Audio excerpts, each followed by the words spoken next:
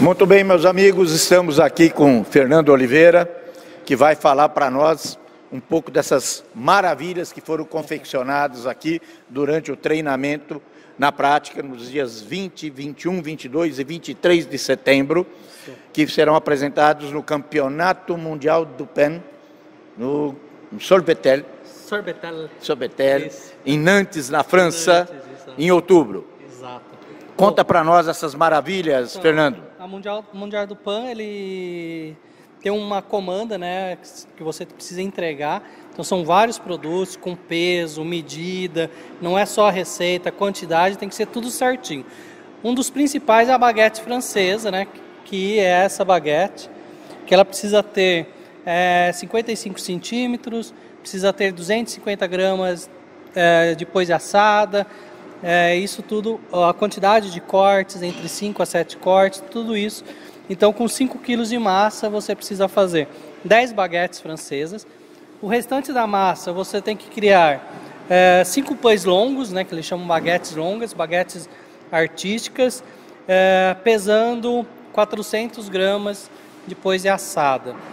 E com o restante da massa, 3 modelagens diferentes. Então, a gente explorou o couronne bordelaise, que é um clássico, né, da panificação francesa, e outros modelos de criação. E o tipo de massa, há alguma exigência, a fermentação? Não, eles só falam que tem que ser uma baguete francesa.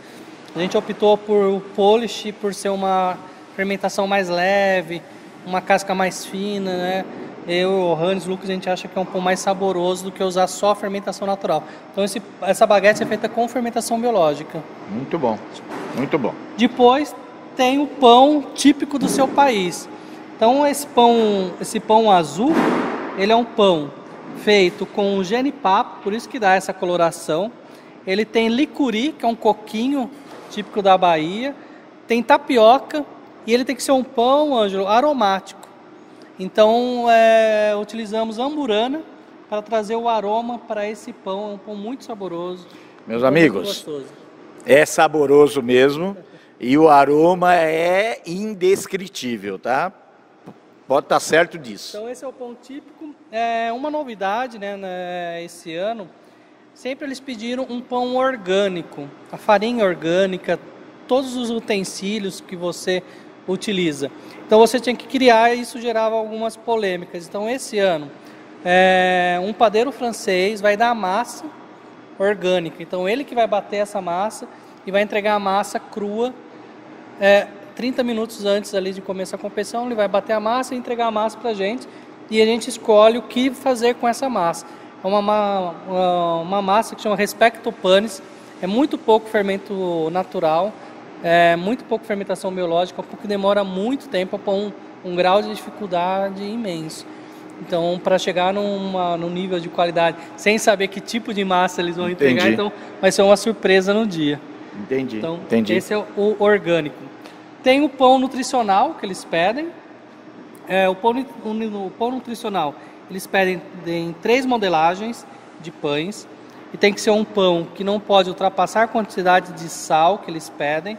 Né? Eles pedem 1,8 de sal, então você tem que respeitar a quantidade de sal. O que a gente está levando de diferente é um pão germinado. Então a gente germina o trigo, a gente germina outros grãos e adiciona na massa. Então com isso ele potencializa os valores nutricionais. E também tem uma farinha indígena, que é a farinha de babaçu, que traz um aroma, um sabor e também os valores nutricionais fantásticos. O mercado vai ter acesso a todas essas receitas pós o campeonato? Vamos disponibilizar com certeza, porque eu acho que a panificação precisa ter acesso a todo esse trabalho de um ano, né, que foi feito. Maravilha, maravilha. Depois temos o brioche. O brioche, vamos levar um brioche com 63% de manteiga e 63% de ovos. É uma massa muito macia, uma massa muito rica, né? Normalmente eles pedem 60%, a gente está levando 63%, mais do que eles pedem. Então eles pedem 2 modelos, né? Então a gente está levando o brioche à tête e o brioche Nanterre, que é esses brioches de bolinha. É um brioche muito leve, bastante fibroso. O restante da massa você precisa desenvolver 2 produtos recheados. Um brioche comercial e um brioche artístico. com peso de 90 a 100 gramas. Então, esse aqui é o brioche de açaí. Brioche de açaí. De açaí com coco. Ele tem um dacquoise de coco. Dacquoise é uma massa francesa. E aí a gente colocou castanha do Pará também. Demos aí uma brasileirada no bem no típico. Pão. E ficou muito gostoso. E depois um arco flecha, né? Que daqui a pouco vocês vão entender o porquê desse arco flecha. Ele é um brioche que ele tem como se fosse uma maçã caramelizada. A gente tentou pegar um clássico da confeitaria francesa, que é o tarte tatin. Colocamos massa folhada e maçã caramelizada no meio. Fica, quando você corta, tem um crocante da massa folhada. Aqui tem um aspecto de um alvo, né? Exatamente, com uma flecha. Depois temos o croissant, né? O croissant com manteiga. Do croissant eles pedem 12 unidades, pesando também 60 gramas cada. Não precisa ter o peso. E o restante da massa, 2 produtos. Primeiro, uma viennoiserie, né? Viennoiserie é o termo dado para pães doces.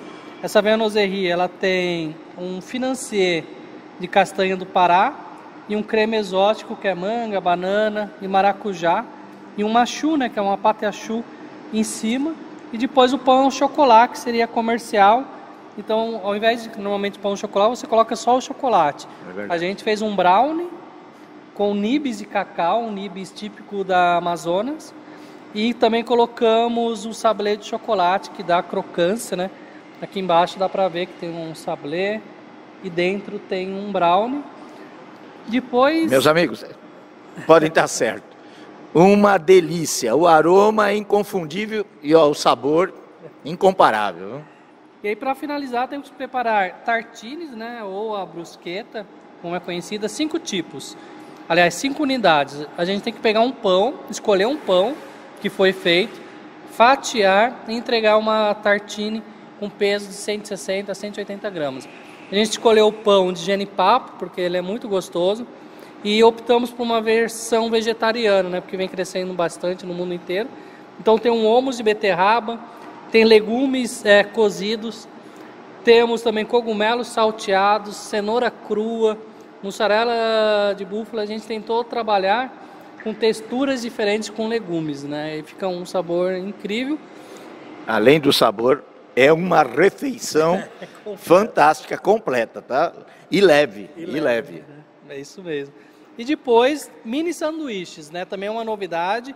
Antigamente era sanduíches de 100 a 200 gramas. Agora eles pedem 60 gramas, então um mini sanduíche que aumenta o grau de dificuldade. O que a gente fez? Da massa da baguete, eu fiz um pão com alfarroba, raspas e laranja. Né? Alfarroba é uma farinha típica de Portugal.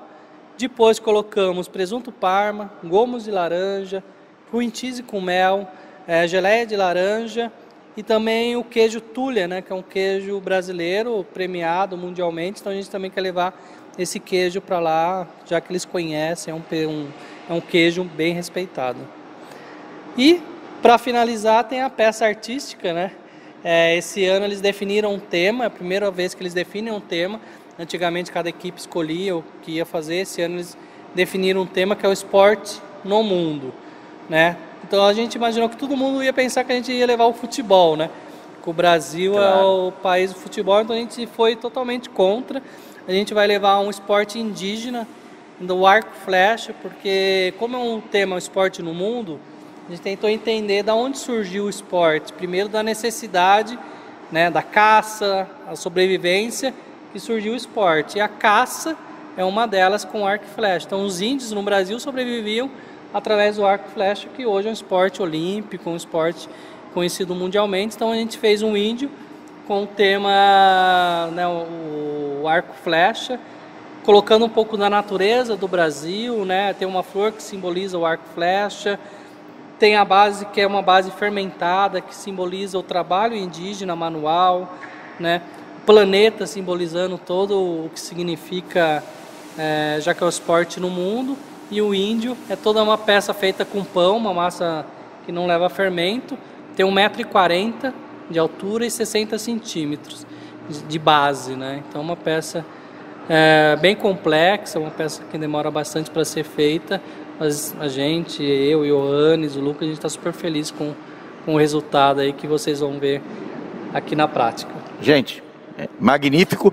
E tem tudo a ver com tudo que nós vimos, saboreamos, com o conteúdo, enfim, com as receitas, e aí fecha com chave de ouro, que é o nosso índio da Amazônia, né, mostrando as raízes da nossa civilização, do povo brasileiro. Sem dúvida. Tá? Então, de parabéns, nós que acompanhamos o trabalho de vocês, a seriedade, vocês cronometrando todo o trabalho. Foram 9 horas e meia de treinamento diários. Nós acompanhamos isso desde sexta-feira até hoje, segunda-feira. E vocês estão de parabéns, mostrando um profissionalismo e uma dedicação para representar e dignificar o nosso país e a arte da panificação brasileira. Fernando, em nome da prática, em nome de todos nós brasileiros, o nosso muitíssimo obrigado. Né? Yohannes, muito obrigado. Lucas, muito obrigado. Né? E Fernando, deixo para você as últimas palavras para encerrar a nossa filmagem. Eu que agradeço, né, a prática, toda a diretoria, a você, por ceder o espaço de fim de semana, de abrir as portas e deixar a gente bem à vontade. Isso fez toda a diferença para que a gente conseguisse fazer o trabalho sem hora para entrar, sem hora para sair, tendo que correr para vocês deixaram a casa de vocês, a toda a equipe, o Fábio, o João, que ficaram aqui com a gente, né? A gente fala que é uma troca e a gente tem que aprender a explorar e aproveitar as oportunidades que a vida dá.